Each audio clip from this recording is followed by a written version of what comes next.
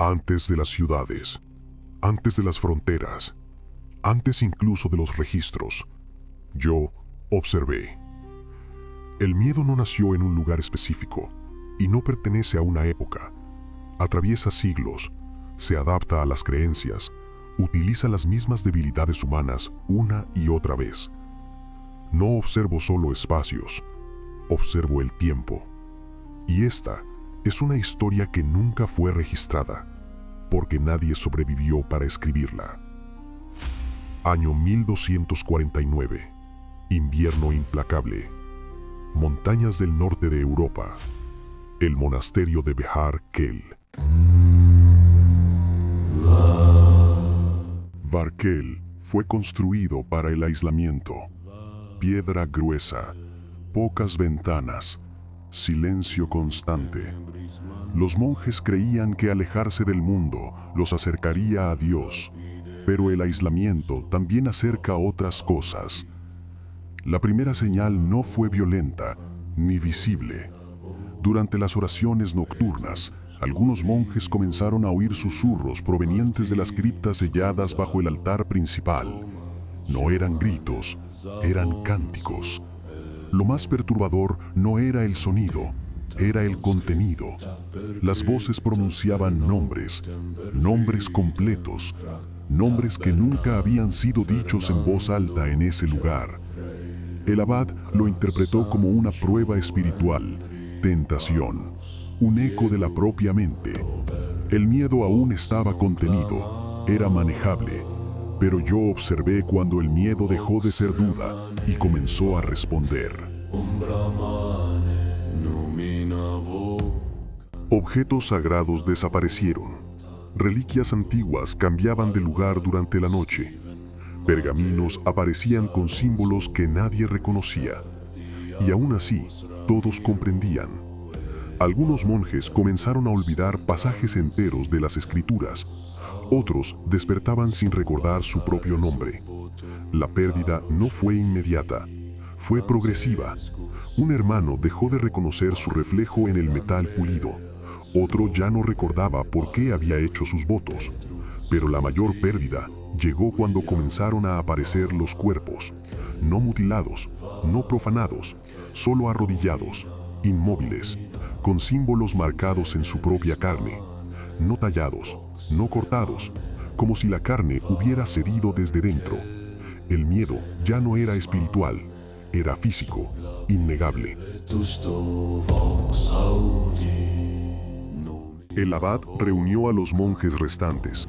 Creía que el mal había sido invitado y que por lo tanto podía ser expulsado. Se preparó un ritual, antiguo, prohibido. Se encendieron velas en las criptas.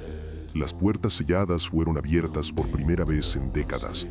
El cántico regresó, ahora más claro, más organizado. No había caos en la entidad, había intención. Cuando el ritual comenzó, los monjes comprendieron demasiado tarde. No estaban expulsando nada, estaban ofreciendo. Los cuerpos comenzaron a moverse de forma sincronizada. Múltiples voces surgían de bocas individuales. La violencia no fue descontrolada, fue ritual. Uno a uno, los monjes fueron integrados al cántico. No murieron de inmediato, estaban conscientes. El miedo alcanzó su punto máximo cuando comprendieron que la fe no había sido traicionada, había sido utilizada. El abad fue el último en caer. Mientras los demás eran tomados por el cántico, él permaneció consciente, no por resistencia, sino por elección de la entidad. Necesitaba a alguien que comprendiera. Atado al altar, el abad no perdió la voz, perdió el tiempo. Pasaron días o semanas, no supo decirlo. El cántico cesó, pero la presencia permaneció, no como sonido, sino como pensamiento. La entidad le mostró cada etapa del ritual, no como un error, sino como un éxito. Hizo que el abad reviviera su fe desde el inicio. Cada voto, cada renuncia, cada creencia de que estaba protegido. y entonces se la retiró. No la arrancó, la disolvió. Cuando el abad imploró perdón, la entidad respondió usando palabras que él mismo había pronunciado en antiguos sermones.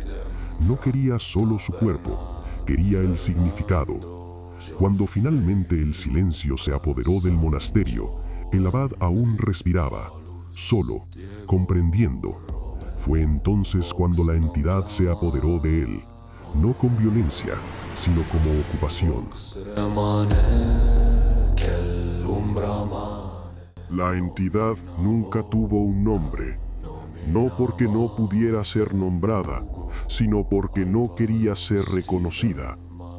Reveló al abad lo que siempre había sido, no un castigo, sino algo que encuentra placer en la degradación lenta. Se establece donde el ser humano cree estar protegido, no para destruir de inmediato, sino para prolongar el miedo. Monasterios, casas, cuerpos. El abad comprendió que la entidad no necesitaba ser invocada, ella esperaba. El monasterio no fue elegido al azar, fue cultivado. Cuando el abad murió, no hubo resistencia, porque resistir ya no tenía sentido.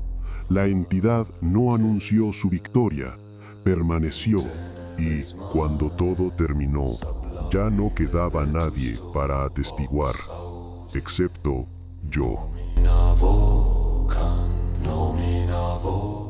Al amanecer, los viajeros encontraron el monasterio intacto, sin señales de lucha, sin fuego, sin sangre visible.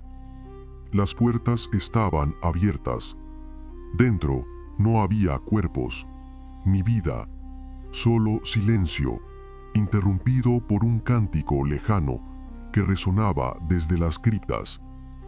Bar-Kel no fue abandonado por miedo, fue evitado por reconocimiento. Con el tiempo, los mapas dejaron de mencionarlo, los registros desaparecieron, el lugar fue olvidado, pero la estructura permaneció. Yo observé cuando la fe dejó de ser protección y se convirtió en pasaje. El mal no necesitó destruir el monasterio, lo ocupó. Tengo una teoría. Algunas entidades no solo desean causar dolor, desean permanecer causando miedo. No buscan destrucción inmediata, buscan lugares donde el terror pueda perdurar. Y el ser humano, a lo largo del tiempo, siempre ha ofrecido esos lugares: templos, hogares, cuerpos. El monasterio de Bar-Kel no fue un error, fue un ejemplo. El miedo no terminó allí, solo aprendió a esperar. Yo observé cómo este lugar desapareció de la historia, pero no del tiempo, porque lo que fue despertado allí no pertenece a un siglo, ni a una creencia, permanece.